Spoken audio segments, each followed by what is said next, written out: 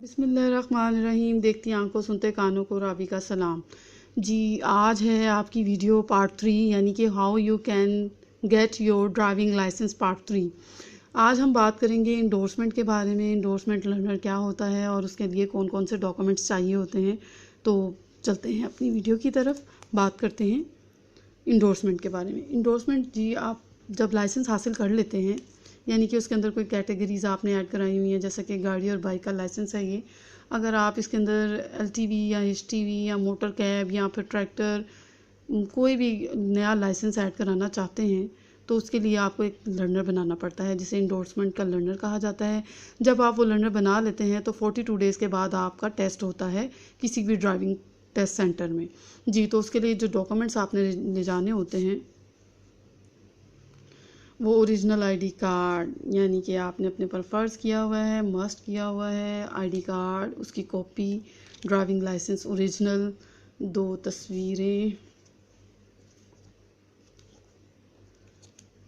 تصویریں اور یہ ڈرائیونگ ٹیسٹ فیس ہوتی ہے 200 روپیز کی۔ یہ آپ نے اپنے ساتھ لے جانی ہوتی ہے کیونکہ یہ آپ کی فائل پہ لگی ہوئی ہونی چاہیے، اس کے بعد یہ آپ کی فائل جمع ہوگی۔ ہاں جی، اب بات کرتے ہیں کہ اس کے لیے فائل کون سی چاہیے ہوتی ہے۔ جی فارم D ہوتا ہے جو کہ مجھے ڈرائیونگ ٹیسٹ سینٹر سے نہیں ملا، اس لیے میں نے خود ہی ڈاؤن لوڈ کر لیا تاکہ آپ کو آسانی بھی ہو اور آپ بھی اپنے گھر میں بیٹھ کے ہی اس کو ڈاؤن لوڈ کر لیں۔ یہ بھی بالکل ویسی ہی فائل ہوتی ہے جیسا کہ فارم A کی فائل میں آپ کو دکھا چکی ہوں پارٹ 2 میں۔ اس میں فارم A لگا ہوا ہے جبکہ فارم D کی فائل ہوتی ہے وہ۔ اور اسی طرح میں آپ کو میڈیکل فارم کے بارے میں بھی بتا چکی ہوں، میڈیکل فارم کیسے کرانا ہوتا ہے اور کیا کیا چاہیے ہوتا ہے اس کے لیے۔ اور میں آپ کو لرنر جو ہے وہ بھی دکھا دیتی ہوں۔ یہ دیکھیں انڈورسمنٹ کا لرنر ایسا ہوتا ہے۔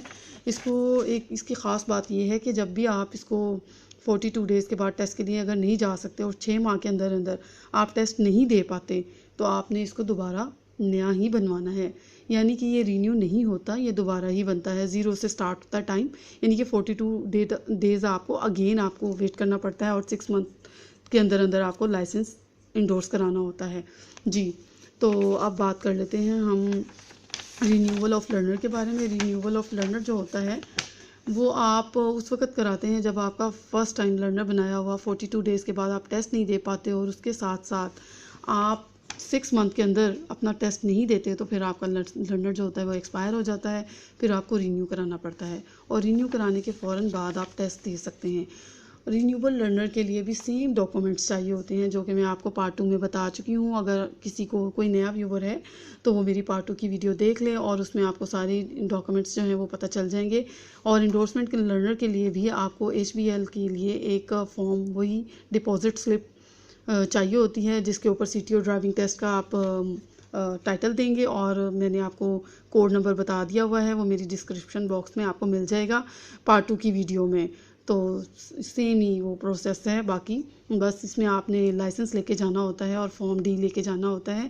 اگلی ویڈیو ہم بنائیں گے ڈرائیونگ ٹیسٹ کے بارے میں جناب، کیسا ہوتا ہے ڈرائیونگ ٹیسٹ اور کیسے دیا جاتا ہے ڈرائیونگ ٹیسٹ اور ہم کیسے پاس ہو جائیں گے۔